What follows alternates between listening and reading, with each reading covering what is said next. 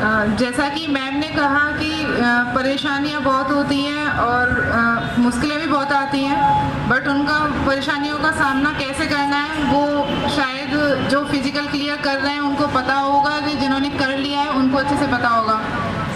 और ये सब लोग जानते हैं कि मूवी की जो एंडिंग होती है वो काफ़ी हैप्पी एंडिंग होती है, बट मूवी के बीच का जो पार्ट होता है, रोना और सारी प्रॉब्लम्स, वो सबको याद नहीं रहता। मूवी की एंडिंग अच्छी, मतलब लास्ट वाला तो सब कुछ अच्छा। तो मैं उस मूवी में से एक पार्ट बताना चाह रही हूँ अपनी एकेडमी का।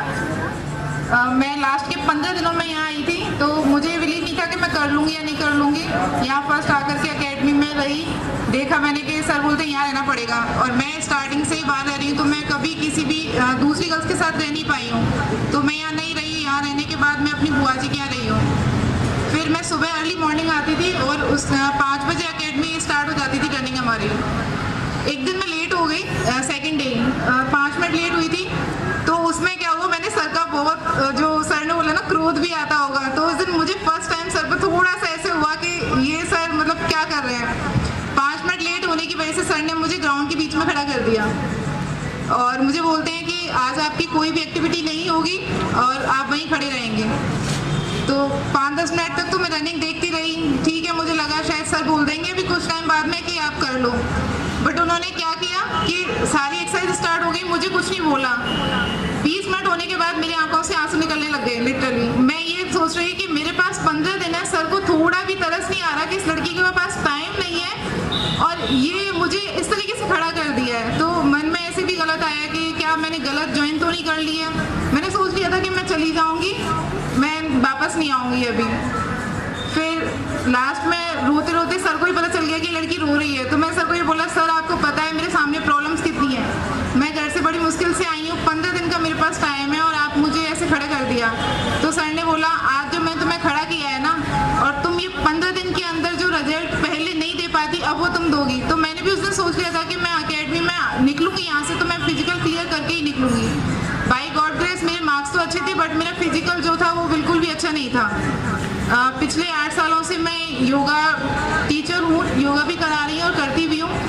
फ्लेक्सिबिलिटी थी मेरे अंदर, रनिंग अच्छी कर रही थी, बट मुझे लॉन्ग जंप हाई जंप में काफ़ी प्रॉब्लम होती थी।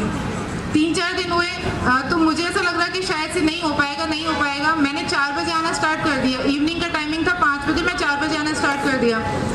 तो सर को कहीं से पता चल गया कि लड़की सबसे पहले आती है, तो सर ने मेरे को बोला कि तुम जल्दी क्यों आती हो। मैंने कहा सर मुझे ऐसा लग रहा है मैं कर नहीं पाऊंगी, बाकी सब कर रहे हैं, मेरे पास टाइम नहीं है। तो सर बोलते हैं कि अगर आपकी इंजरी हो गई ना तो ये जितना भी टाइम है ना वो भी खराब हो जाएगा।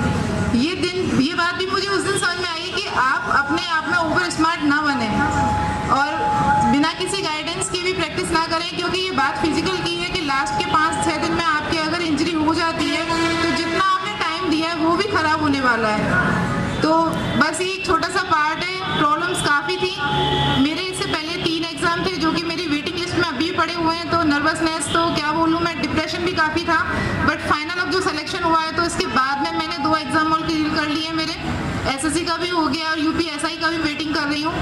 तो ये कॉन्फिडेंस देने के लिए और मेरे अंदर इतनी पॉजिटिविटी देने के लिए मैं सर को थैंक यू कि सर ने वो जो सपोर्ट किया और आज मैं यहाँ पर आपके सामने कह पा रही हूँ, सिर्फ और सिर्फ इंडियन डिफेंस अकेडमी की वजह से हूँ। और बाकी ऑल द बेस्ट जो भी बैठे हुए हैं, फिजिकल की तैयारी कर रहे हैं, बस इतना बोलूँगी कि सर पे थोड़ा ट्रस्ट करना। आपको लगेगा कहीं कहीं कि होगा या नहीं होगा, क्या कर रहे हैं जैसा कि सब वो सोचते हैं, बट थोड़ा ट्रस्ट करना। जब मैं 15 दिन में ट्रस्ट करके इसको अकेडमी से जा सकती हूँ फिजिकल क्लियर करके, तो आप तो कर ही लोगे। Thank you.